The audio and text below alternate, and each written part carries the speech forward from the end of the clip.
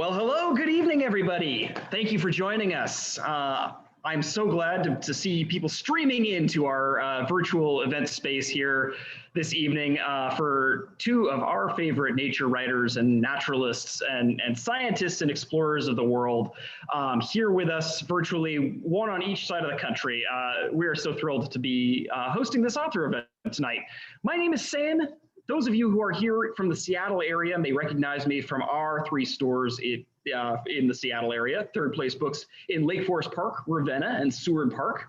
And for those of you who are joining us from far-flung areas, one of the cool things about doing these virtual events this year is that we've been able to welcome people from all around the country and all around the world to our author events. So if you're just joining Third Place Books for the first time tonight, welcome, thank you, and I hope we'll see you again. I have just a couple of housekeeping announcements to get to before we start our event this evening, and the first one has to do with books.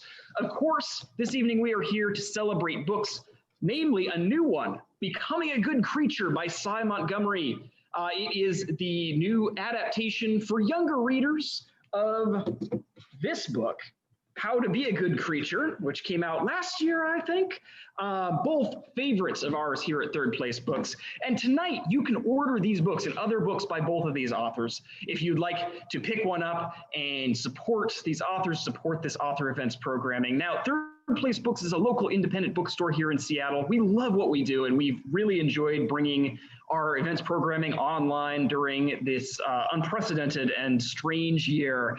But what we do, whether in our store, out here on the World Wide Web, and everywhere in between, it is supported by one thing and one thing only, and that is your book purchase. And coincidentally, that is also what allows authors like Cy Montgomery and Thor Hanson to keep writing and researching and working and bringing us the amazing stories that they do every day. So don't be shy. If you love what you hear tonight, I encourage you to pick up copies of some of these books. I will drop links in the chat that you can click on to purchase the books from Third Place Books. We can make these books available for pickup at one of our three stores if you're local, or if you are far-flung, we will ship anywhere in the United States, starting at a rate of just $3.50 USPS Media Mail, and supporting the U.S. Postal Service, which is a service that small businesses like Third Place Books rely on every single day to do what we do. And we thank you so much for your support. Now, we're doing a lot of these author events right now, 2 to 3 of them a week sometimes, and there's sure to be something else that you will enjoy seeing. And if you enjoy tonight's event and want to know more, you can check out our website, thirdplacebooks.com. You can go on to our events calendar, see what else we've got coming up. We've got favorite authors across genres and across categories, all sorts of cool stuff. See what else we have coming up. You can sign up for our email newsletter. We'll send you a weekly email with all the new bookings that we have for authors coming in, and typing directly to your living room or wherever we may find you. And you can also follow us on social media if that's your cup of tea, at Third Place Books on most of the major social media platforms is where you'll find us. Now, if you have questions tonight, some of you I'm sure will have some great questions for our authors. You can drop those into the Q&A module. It's at the bottom of your screen there with the controls for your microphone and camera and all that other good stuff. And you can click on that, type your question in, and we'll get to as many questions as we can at the end of the evening. So please, if you've got questions, submit them, and we'll make sure to answer as many as we can. And now, without further ado, I'm going to get out of the way because I know nobody here is here to see me. We are so excited tonight to welcome this dynamic duo to our virtual stage. National Book Award finalist Cy Montgomery, many of you know, has scuba dived with octopuses, swum with piranhas, electric eels, and dolphins, handled the wild tarantula, and I think this is my favorite, or least favorite, worked in a pit with 18,000 snakes, all to research her 30-plus books.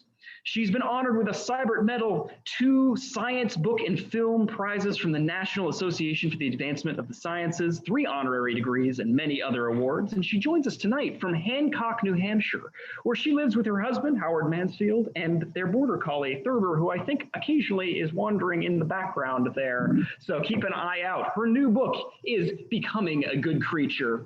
And joining Cy Montgomery tonight is someone for many of us here in the Northwest who needs no introduction, but it being the tradition, we are going to give him one anyway. Thor Hanson is here tonight. Thor is a conservation biologist, a Guggenheim Fellow, and the author of many award-winning and beloved nature books, including Buzz, which I have right here. Which I loved the blurb on this. Vividly zinging, the New York Times book review said. I couldn't have said it better myself. Other books include Feathers, The Impenetrable Forest, and of course, The Triumph of Seeds. Thor lives with his wife and son on an island in Washington State, from where he joins us tonight. And wherever you're joining us from tonight, please join me in welcoming Cy Montgomery and Thor Hanson. Thank you very much. Oh, thank you, Sam. Thanks very much. And Cy, what a pleasure to be here to virtually meet you, so to speak. It's a treat to meet an author that I admire so much. Wow. Well, the pleasure is mine. Oh my gosh, I'm delighted. And I feel like I'm kind of the closest I'm getting back to third place books. I was supposed to, of course, be in a book tour, and I was really looking forward to being out there with you all. And I'm just glad we have the technology to do the next best thing. Yes, we've got the technology to, well, we're mixing the old and the new tonight. Everyone has their Zoom protocol, but I Zoom from the shed in our house where we don't have power. So we're on battery and a kerosene lantern here tonight, and hopefully that will get us through the evening. But I want to launch right inside with a question for you that has to do with children's books. And as Sam was mentioning, you are famous for so many books, 30 plus books, an incredible career, including things like, the Soul of the Octopus and The Good Pig and many other favorites. But I have to tell you that you are famous in my household for one of your early books, and I think it might have been your first children's book, The Snake Scientist. Yeah. The Snake Scientist is a marvelous book, and my son, who was for several years obsessed with snakes, loved that book. And so we read it on a daily basis, sometimes multiple times a day. And I was thinking about that, in that the way that a children's book is read and received is quite different from the way an adult book is received. And that with an adult book, you're hoping that they'll read it maybe just once if you're lucky, right? Get all the way through it. But with a kid's book, if it really resonates with a child, they will read it again and again and again, and their parents will read it again and again and again. And so that made me wonder, since you write for both audiences, if writing for children is different than writing for adults, or how those two things compare in your. Well, you've written a children's book, so right? That is true. That is Yes, true. I But I was noticed under. that you've won a Cybert. So we could both talk about this, but boy, it's funny, when I first started writing for adults and then began writing for children. But when I started writing for adults, because everything I write about is animals, and because I'm a woman, I was constantly asked, when you're introduced, at a horrible cocktail party or some other dreadful social event that you have to put on pantyhose for, here's this person and she's writing a book and it's about animals, and immediately they're, oh, is it for children? It's like animals are just for children. My mother was delighted when I finally, in 1999, announced that I was finally going to write a children's book. And she said, oh, is it puppies or kittens or bunnies? And I'm like, no, it's 18,000 snakes who get in a big pit and copulate in giant mating balls. Oh, that's great. That was photographed by Nick Bishop, who for a long time, and I would still love to work with Nick in a New York Minute and at the drop of a hat. Nick and I thought carefully about what did we want this book to be about, and how were we going to create, and we figured, that the animals that really needed children to help them out were snakes. Yeah. And many people believe that people are naturally afraid of snakes, but it's apparently not true. It's easy to turn on that fear, but we're not born with it. And you can turn on a fear for anything, including a flower. You can easily condition children to be afraid of a flower, which actually was done in a laboratory by some horrible man. But writing for kids, having been a kid, I remember the stuff that interested me, and I don't find it all that more difficult than writing for adults. But you are, like you say, writing for someone who is going to read it probably even more carefully than an adult. Yeah. Someone who I like to say that children are not the leaders of tomorrow. They're the leaders of today. Mhm. So they're kind of the most important group you can write for.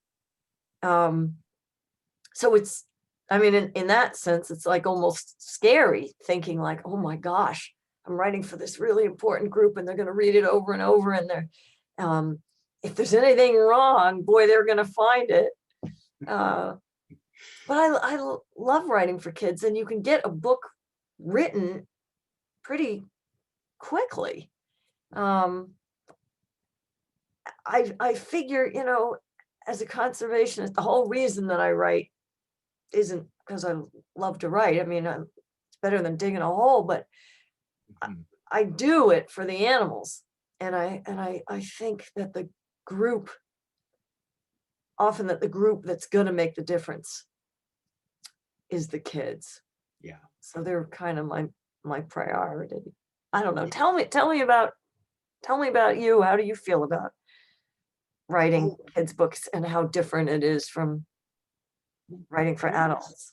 Yeah, very similar in that the audience is so important, and writing with my son in the house there it's like living with an editor. I mean, it's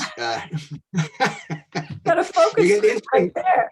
Yeah, the focus group is right there. And so as I was working on that book and several that followed, well, I really started, writing for kids in the same way that a lot of people do, because you have a child and suddenly they want stories. And if you're a writer, that's how you tell stories. So I put together a number of stories for my son over the years and had that instant feedback. And I think you hit on it there, something about, how quickly you can receive feedback. You can get a story done and see how it's working, which is very different.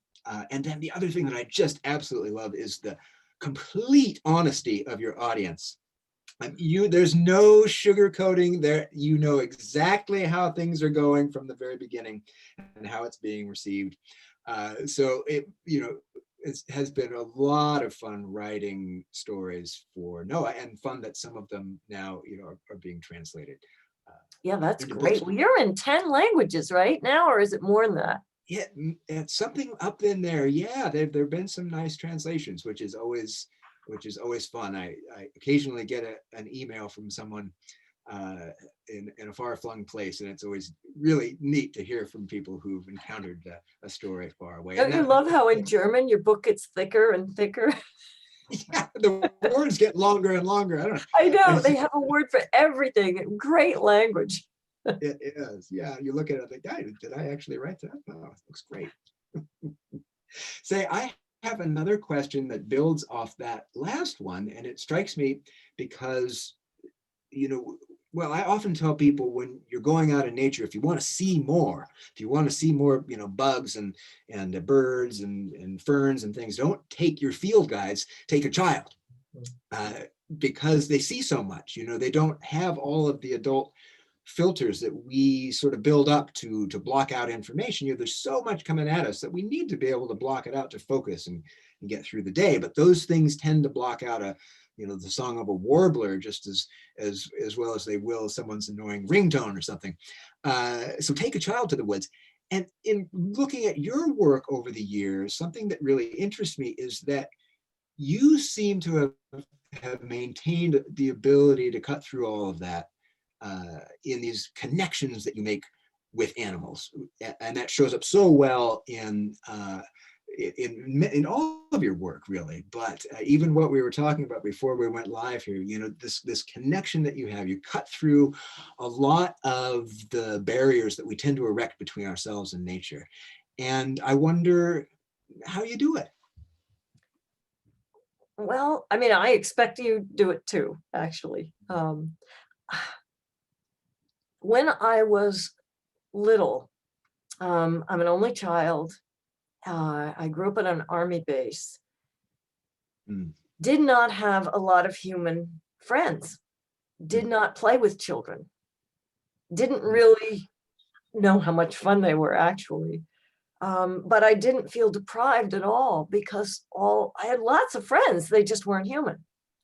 And I recognized too, as a child, that animals were not my babies. I never dressed up my dog or lizard in doll clothes, or pushed them around in a pram or anything like that. I recognized, for instance, with Molly, my first dog, a Scottish Terrier, we were pups together, but she very quickly became a very competent adult. And I could see easily that she could smell stuff I couldn't smell. She could see stuff in the dark, which we can't. This was evident to me. And she had these wonderful, tall, pricked ears, and she could hear things that were beyond my capacity to hear. She could run faster than me. She was superior to me in every way. She was like my older sister. And of course, I wanted to be just like her.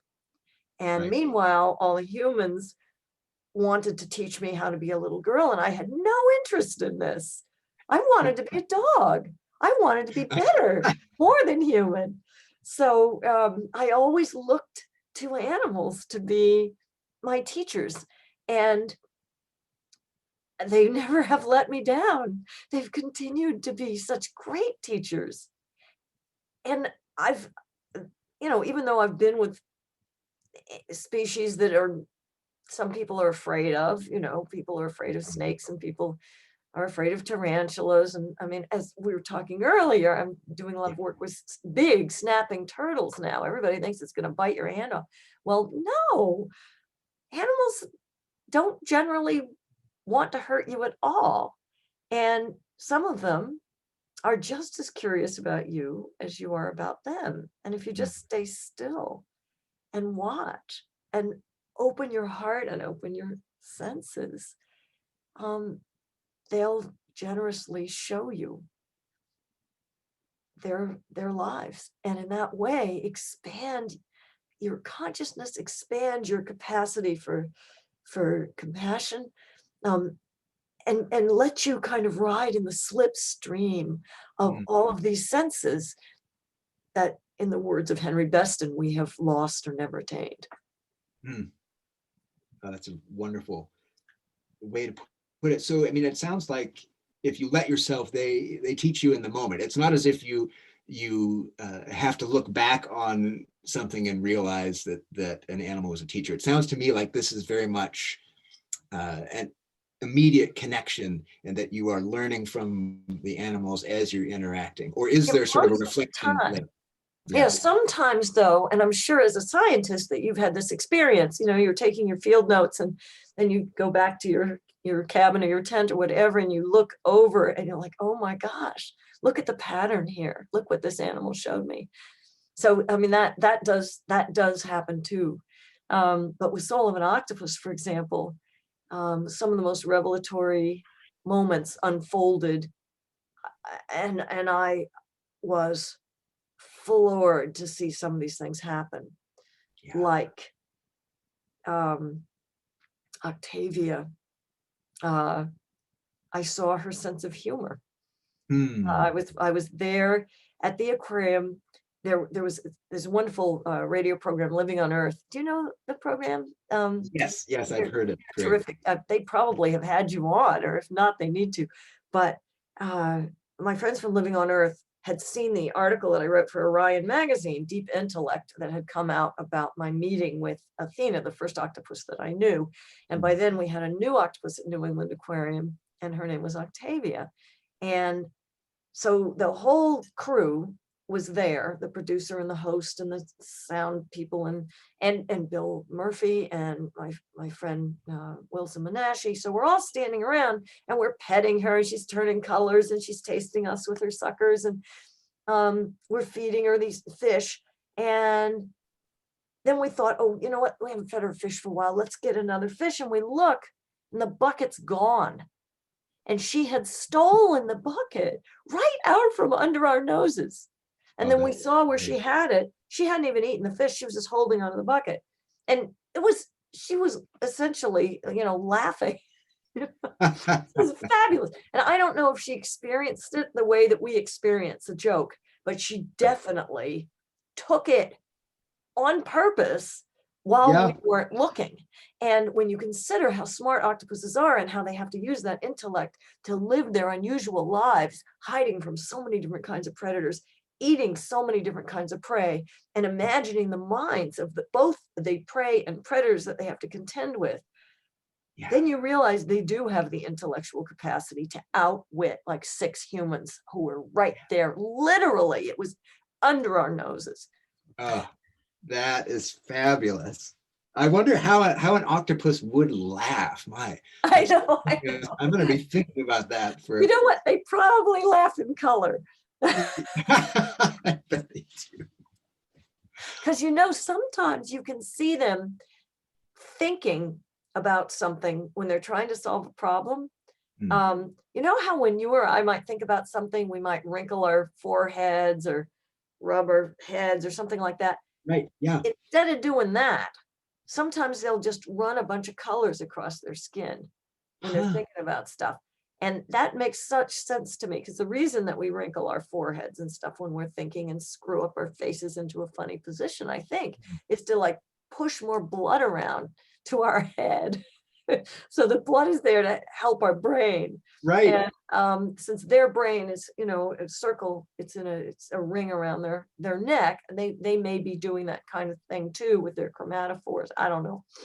Oh, but I think they laugh by doing different colors. That is, absolutely a colorful laugh. Oh, that's terrific. So I'm curious too about, for you, because this has happened to me in a number of contexts, but what it's like working, since we're talking about teachers, what it's like working with an artist for a book, or you were talking about a photographer as well that you like to work with. I know that when I was writing about feathers, I got right down to the end of the thing and the deadline was approaching, and I was working with an illustrator to do some drawings of feathers. And so this is at the end of a long project, and the illustrator kept asking me these questions that revealed things I'd never considered about the structure of feathers and how they grew, because he was trying to draw these accurate drawings, these scientific drawings, and he wanted to know how these things were unfurling, all these various things. And so I realized, my God, that this artist perspective is really teaching me new science that I had not gotten in these years of research. And so I'm curious then for you, whether it's a photographer or whether you're working with someone like Rebecca, who you did these, is it 2 books now with, for, to illustrate books? 2 creature books. Yeah. How does that work for you? Are artists, teachers for you in any way? Oh, you bet, man. Oh my gosh. Well, first of all, I need to tell everybody, if you don't have feathers, you've got to get it. That was a wonderful book. It was revelatory. And I ate it up. It was a Christmas present from my husband, and it's actually still by the bed. And you can open that book up just about anywhere. And, if you read like 16 words, you're going to be like, my God, that's amazing. Anyway, fabulous book. Working with Rebecca was wonderful. The first time we worked together, my editor, Kate O'Sullivan, actually had maybe 2 or 3 artists that she had in mind for how to be a good creature. And I came out to Houghton Mifflin. Hi, big guy. There's my boy. I came out to Houghton Mifflin, and I said, that one. I loved her work right away. And that was exactly who Kate had in mind. But we didn't confer at all. And it was my understanding that most of the time that's the case with the writer and the artist. And maybe that's because people are afraid that the writer is going to like bulldoze the artist and not let them be, but the one thing I did say with the first book was, please, no drawings of people. And there's a hand, but that's it. There's no human faces. There's no human bodies. Well, I forgot to ask that for the second book. So there's this little girl in the second book, and that's supposed to be me. Right. Yeah. Well, what Becca did for me, this is almost going beyond your question. She restored for me that little girl who was me as a child. And for those who read the first book, in the first book, I just mentioned it in passing, but I had a brain injury when I was a child. I was shaken and choked. And so I didn't have a very good feeling about that little child, because that little child made my mother really angry. And I was mad at that little girl too. I didn't realize that. Yeah. Well, Becca drew that little child in such an appealing way that even I could have a feeling for her. And when you're writing for very young children, you have to step back as a writer and let the artist come forward and show a bunch of stuff that instead of you're telling it, you're going to let her show it. Yeah. And I can see that in the book. Where is the book? Here it is. In the opening of the book, there's the little girl, and she's running after Molly, my first dog. And she reprises that in the last chapter, which I close with Thurber, who's with me right now. And there's the grown-up person, again, running after the dog, seeking the dog's wisdom. And you see that thread all the way through the book. And she shows that in a beautiful way. And there's another, I mean, you don't even realize how she's working on your heart, in the second, well, the very last chapter. Hi, baby. I know, Angel. The very last chapter of the kids' book. I was in a kind of dark time. You read a much darker tale in the adult book. But the little girls who I loved had moved away, and our pig, Christopher Hogwood, was old, and our dog was old. I felt like everything was ending. How do you show that kind of sadness to very young people in a picture book? And what she did was she reprised this from the beginning with the little girl looking out her window at all of those animals, and it's wonderful, and there's lots of critters and everybody is happy. Well, she reprised it, but now the little girl is grown up and she's looking out the window, but it's autumn. The leaves are falling off the trees. Yeah. Now, instead of looking out at all of her friends, she's watching everything go away. And that conveys the sadness in a gentle way that children understand. It conveys it perfectly, but in a way that it isn't going to like tear their little souls apart. And, the lesson that it closes with, and the lesson that Thurber taught me, is to trust tomorrow, because there's going to be another wonderful teacher waiting for you just around the corner. And I think that's something that even very little people, they need to know. Little people have so much to learn. I mean, we think, oh, this is too complicated or too hard for them or whatever. But my God, the stuff they have to learn. I mean, from raising one, which I have not done, the tremendous challenges facing young people. Right. And they're just as important and just as difficult, if not more so, than the challenges facing us as adults. They have to learn how to forgive. They have to learn how to find a teacher. They have to learn, who can I trust? You know, how can I know something's true? What can I believe? They have to learn to be brave, and they have to learn to overcome sorrow as well. Yeah. Yeah. And it does. Well, you may have looked at that picture and thought, my God, she's done on one page what it took me a whole chapter to do with words, you know. Exactly, exactly. I feel so lucky. And Yeah. also to have trusted this person with kind of my life. Yeah. Um, I Yeah. couldn't have picked a better person. She is, oh, she's just a blessing. She's a lovely, lovely, lovely person. And I never met her until the first book was done and out. And freakishly, I thought she'd already moved to Japan, and I was on the book tour, and she was like moving to Japan the next week, and we met and we went to the Oh, zoo together, and we did an event together, and we found out, you know, we were sisters under the skin.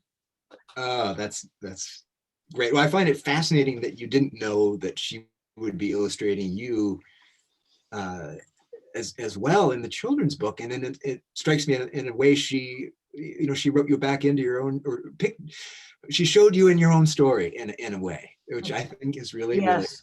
fascinating. And you know what else is wonderful is there's a trailer that was made for the book by this wonderful organization called SALT, and it's run by two ministers. And in it, they animate the cover. And on the cover, you can see the little girl is Yeah. petting Molly. And Ah. in the animation, I get to pet Molly again. Oh, oh God, that's great. Oh, wow. Wow. Well, I have a million things I want to ask you. I do want to touch on something we were talking about a little bit before we went live, but I'd been thinking, that these are such odd times with the pandemic, and we're all, home in our strange little offices of one sort or another, or in our apartments or in our property or what have you. And it's different. And I wondered, this is before we started speaking, if there were teachers out there, animal teachers, that had lessons for us in this odd time. And you mentioned that you were working with turtles now, and how that was turning out to teach you something very relevant to what we're going through. And I wondered if you would, recap that a little bit for everyone who's tuned in now. Yeah, I'm working on a book on turtles. I'm getting to work with the Turtle Rescue League, which rescues any turtle in distress. Turtle's been hit by a car, goes to Turtle Rescue League to their hospital. Turtle has just laid her eggs in somebody's loam pile or a construction site. We rush out, we move the eggs, we incubate them, and they hatch out. Someone can't care for their turtle anymore, we'll take the turtle. And also been working with a nest protection group of volunteers to protect the nests of our native turtles, of which there's quite a few really interesting species, some of which are endangered here in New Hampshire. So what I want to explore, what in this book, how Soul of an Octopus was also an exploration into consciousness. This turtle book is also exploring time. And time has been so weird with this COVID-19 thing. I had no idea when I decided to do this book that COVID was lurking out there. None of us did. But it's a pretty fabulous time to think about time. And the other thing that this has afforded me is, during this misery, it's a very tough time in human history, entire continents are on fire. And our political situation is horrible. We have a pandemic. People are losing their jobs. Hundreds of thousands of people are dead. It's a rough time. And to be able to work in a turtle hospital and literally put back together, these literally broken animals, because a broken shell can be repaired. You would be shocked to see how much you can repair on a turtle. Their jaw's off, you could put it back on. Their shell is shattered, you could put it back together. But to have a hand in literally putting back together something that's broken in our world is such a huge blessing. And I had no idea how much I needed to do that. Oh, absolutely. Wow. Yeah. I mean, that we take all of those hands-on positive things that we can glean from the world around us right now. And I think that's a wonderful, again, a wonderful lesson from the natural world, that interaction that you have with the animals and what it can teach us. I'm curious, and maybe this is just because when I am working on a book myself, there are so many things that always end up on the cutting room floor. There's one would think, how on earth do you ever write a whole book about bees or feathers or what have you? And it's how do you squeeze, how do you cut it down and just decide what you're going to mention from this great wealth of information. And so in looking over Becoming a Good Creature, in my head, I had to ask myself, and now I'll ask you, what animals didn't make the cut? Because you've interacted with so many creatures over your career, and you continue to, and you're learning from them all the time. And I just wondered, are there animals that you had stories about that just didn't quite fit this narrative, but that you'd learned from? Are there other examples like that? Oh God, I mean, yeah, absolutely. But I wanted to pick in How to Be a Good Creature, I wanted to pick animals that specifically help me with the big questions. And there was one animal that I was going to write about, but I cut it. And it was my parakeet, Jerry. And he was the first male ever to make love to me. And I was a little girl, and he threw up on my finger, and it was so romantic, as you can imagine. Oh yeah. But I didn't go there. So, hey, I'm going to ask you, do you have a story of something that you cut from one of your books that you kind of hated to cut and would like to tell us about? Because I would love to know. Oh, there are so many things that don't make it in, but I have a hidden secret that I get to use in these situations. I can't fit it all in, but I do get to use endnotes when there's something that's just so good and it doesn't fit the narrative of the chapter. I throw it in an endnote just so that I can get it in there and alert the readers that might be perusing the notes. And one of those is actually that I'll mention is from a book that I've just finished, which is about the biology of climate change.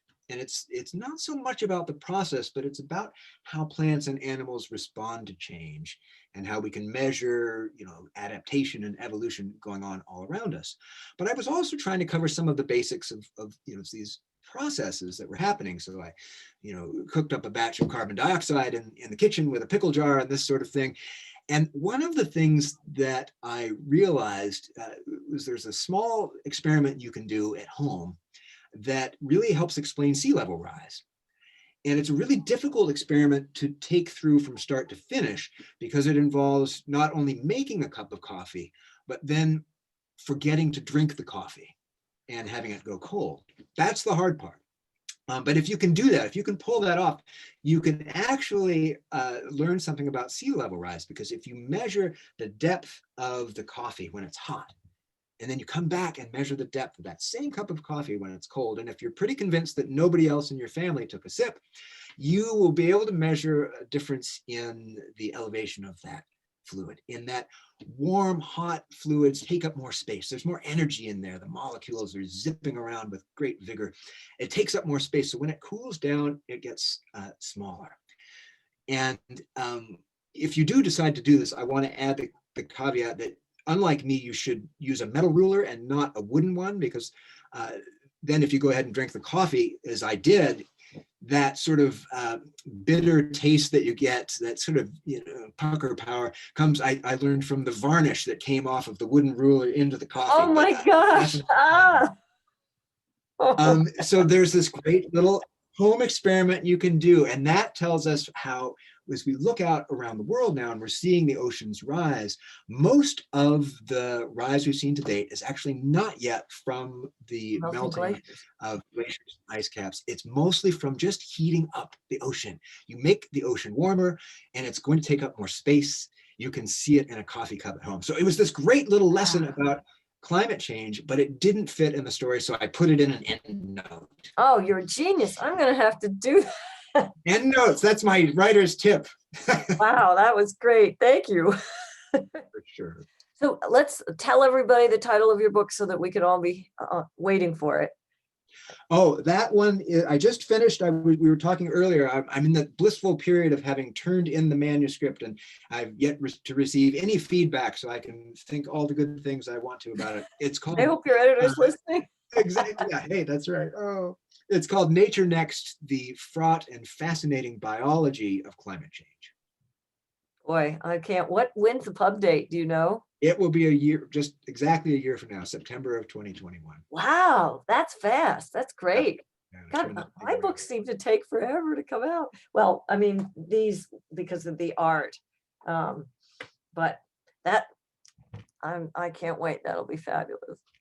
Yeah, well, I'm looking forward to your turtle book as well. And I know we're getting a little bit short on time. And here's Sam. He popped in right at the very moment I was. There you are, Sam. Do we have any questions, Sam? We sure do. And before we get started with questions, so we're gonna do some Q&A here. If you have a question, please don't be shy. Put it into the Q&A box. It's just down at the bottom of your screen. If you hover your cursor over there, a bar will come up, and one of the things that will be on it it'll say Q&A. You can just click on that button. You can type your question in, and we'll get to as many as we can in the time that we have left. So we encourage you to put in your questions. And I see that we've also got some coming in the chat, so we'll get to those as well. Thank you so much. First question is from Angela, and she asks, and both of you can go into this. If you could go anywhere in the world, pandemic aside, a world where we're not in the pandemic, to research a certain animal or area, what would it be? Well, I'll tell you what I was supposed to do. Couple of months ago, I was supposed to go to Ecuador again and work on a book in the Scientist in the Field series on giant manta rays. And so that's where I would love to go next.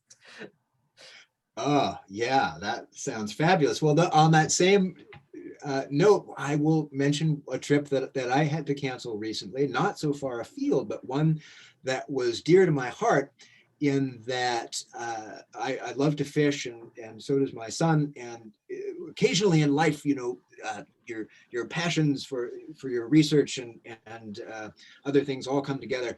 And I was interested in looking at and studying a hybridization event that's going on due to climate change, where certain trout populations are overlapping now more and more as the waters in rivers warm. This was all taking place in this one of the great trout streams of Montana, and boy, we had a road trip planned and the whole bit, and then COVID hit. So even though the book is finished now, I think when we're able to travel and do normal things again, that my first trip will have to be to the Flathead River Basin in Montana to look for some hybrid trout. We got a great question from Gwendolyn. Hi, Gwendolyn. Says, hi, Cy. On the subject of time and evolution, I was wondering if you could talk about the relationship between the animal world and the human world, and any observations you have about how animals make us human or help define us as human animals. Oh, that's a Take it away. fabulous question. I think that we could both talk about that. Um, boy, well, one thing that animals teach us again and again, and certainly I learned with the octopuses that I knew, is that you can be as different as me and Athena. She has no bones. She breathes water. She can pour herself through a tiny opening. She can taste with her skin. She has 3 hearts and blue blood and shoots ink and has venom and a beak like a parrot. Um, and you can still be friends with someone like that across 500 million years of evolution. The last time we shared a common ancestor, everyone was a tube. And that's a fabulous thing to know. Another thing that animals affirm in us is that until minutes ago, evolutionarily speaking, we were all hunter-gatherers. If you didn't pay attention to the natural world, that was the end of you. And good riddance. And so our children's dreams are filled with animals. Children automatically are attracted to animals because we need to be, because that's our home in nature. And animals remind us of that. And animals remind us too that we're not just sitting up alone on some pinnacle. I don't want to be alone on some pinnacle. I want to be at home, embedded in a family matrix, which is what evolution teaches us. We share 40% and possibly more of our DNA with a banana and a daisy. You can get a blood transfusion from a chimp, but you've got 40% of your DNA in common with a banana. I love that. I think that's great. That makes me not feel alone. And I think animals remind us that we humans are animals too. And interestingly, not only does evolution teach us that, but most of the world's creation stories say that as well. So, Tor, you have studied evolution. You're a real scientist. Oh, no, I think you have to say about you that. put it absolutely beautifully, Sai. I mean, that is one of the great things you take away, even, from the hard and objective world of science. Yes, yes, yes. We absolutely learn how much we have in common with other creatures and how we are part of this natural world, even though we try to erect these barriers between the human world and nature. It's an absolute fabrication of our own minds. We're very much a part of this whole, as you put it, community or family. And I think you hit it on the head as well when you mentioned how children dream of animals and connect with animals immediately. I mean, just go out and try to buy a pair of child's pajamas that doesn't have animals on it, and you'll see. Or go to the nearest zoo in the middle of spring break, which is a full contact sport, I will tell you, because every child in the world, when they get time off, they go and look at animals. I mean, it's just an absolute, we are born to love nature and to be interested in it. So I think that is a takeaway message from the study of evolution. I love it. We have a couple of questions here that I think are all kind of interrelated that are actually a great segue here, all about children and learning and the natural world. Susan asked about if you've read your books visited schools and read your books to children, and even if you've gone to zoos and other educational programs. And Patricia asked, have you considered teaching classes for younger children now that COVID has necessitated being online for school? And those are such great questions, I think, because becoming a good creature is really about finding teachers in nature. And I wonder if you could tell us a little bit about that.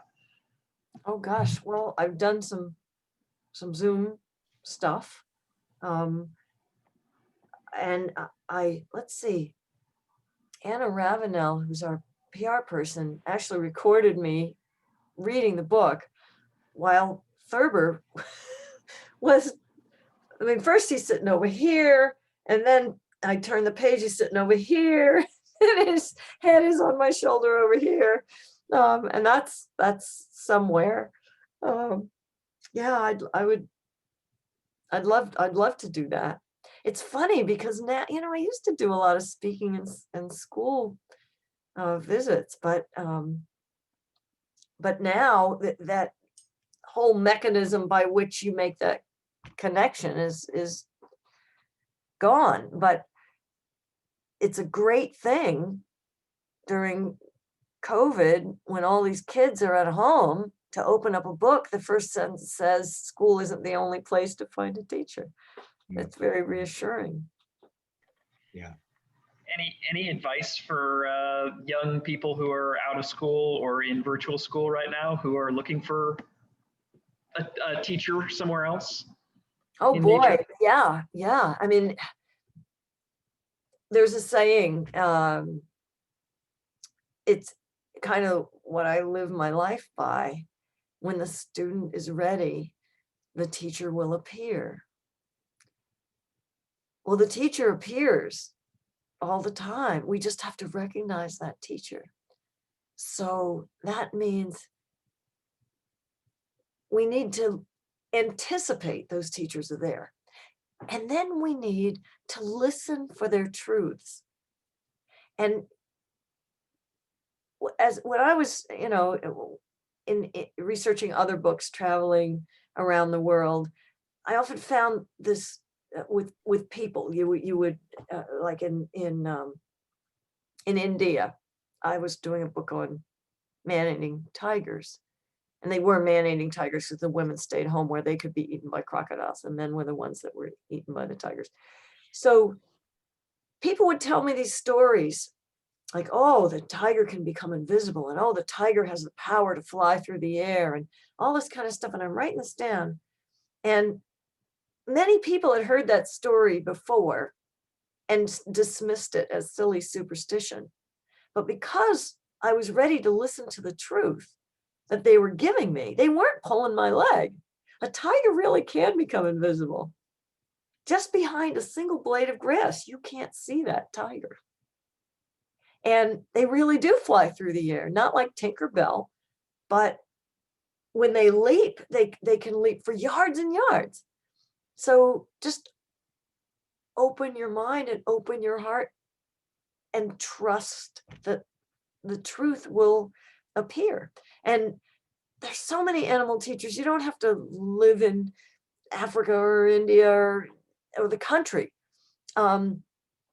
If you're like me and don't vacuum very often, there's spiders everywhere, which is wonderful. They have so much to show you. They're very, very cool. I mean, goodness, they can pull their own web out of their bodies, and then they eat it at night. And they're brilliant, brilliant creatures. Some of them have maternal care.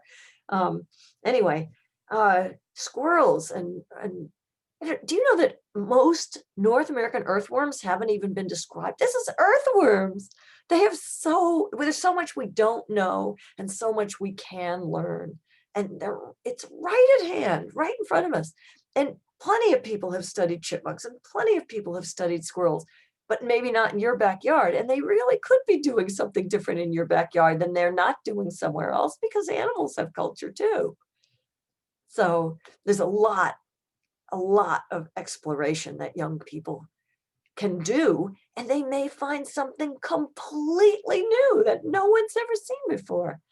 And even if it isn't something that no one's ever seen before, it's something you didn't know, and now you do, and now it's yours. Thank you. On a completely different note, Andrew wants to know, do you know when the turtle book is going to come out? Yeah. Oh man, it's a long time. Well, I'm not even gonna, I mean, I'm still doing the research until next spring. So, and then it's like maybe a year or two before it comes out. Next year, I've got a book coming out on hummingbirds. And the year after that, I have another picture book coming out, not with Rebecca, but with the same illustrator who did Inky, Amy Schimler. And I think after that is going to be when the turtle book comes out. I'll be old. Mark your calendars for the turtle book sometime in the next few years. It's coming slowly. Yeah, that's right. Now, one more question from Susan. Susan wants to know if you have any other pets or other animals who live with you. We've seen Thurber. We've heard about the spiders. Yeah. Anyone else out there? Well, I have a chicken who lives down the street.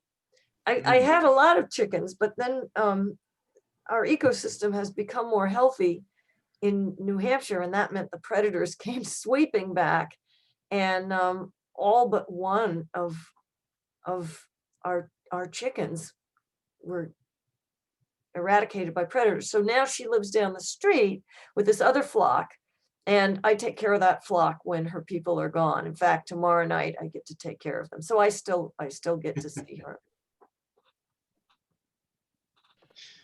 Oh, well, thank you so much for all of these wonderful questions, everyone. I'm so glad to see all of you on all these names I recognize out there. And I wish I could see them. I know. I wish everybody was here in the store with us. That would be wonderful. I know. And Rebecca asks a question that I can answer, which is whether this will be recorded. And yes, Rebecca, there will be a recording available of this later so that you can share with friends who missed it. So thank you for asking that.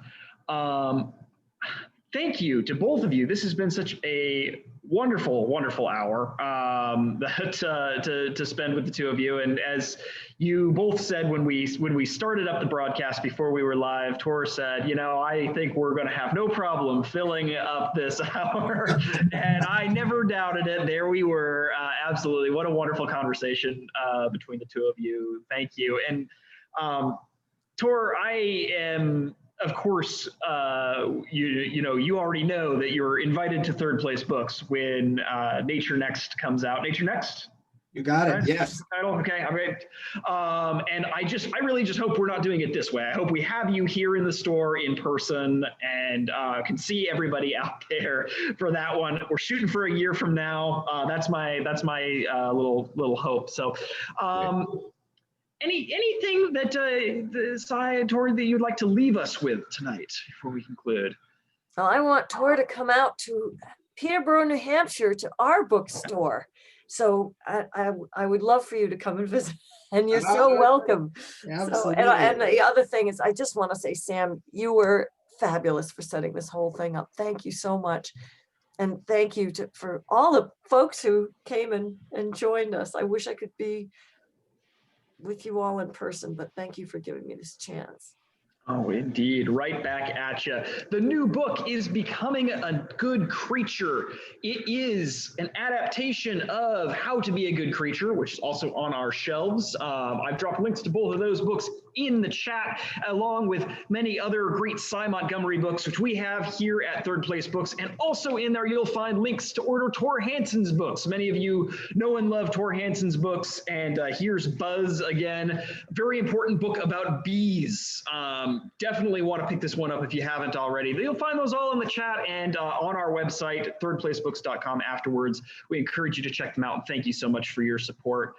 Cy Montgomery, Thor Hanson, thank you so much for joining us this evening. And wherever you are out there tonight, thank you for being here. Thank you for spending an hour out of your evening with us. Do good work, be safe, read good books, and go out there and find yourself some good new teachers. Thank you so much, everybody. We'll see you next time. Bye.